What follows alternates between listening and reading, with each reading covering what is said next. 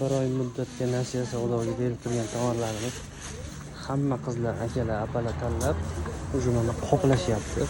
Ancha tovar. Bitta ham mana ancha klientlar tanlab olishyapti.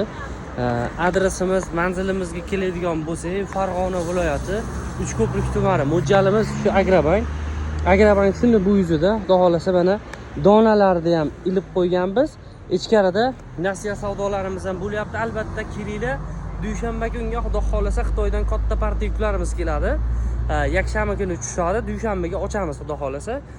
Bu hafta mana har kuni har hafta faqat dushanba kuni ishlab berardik.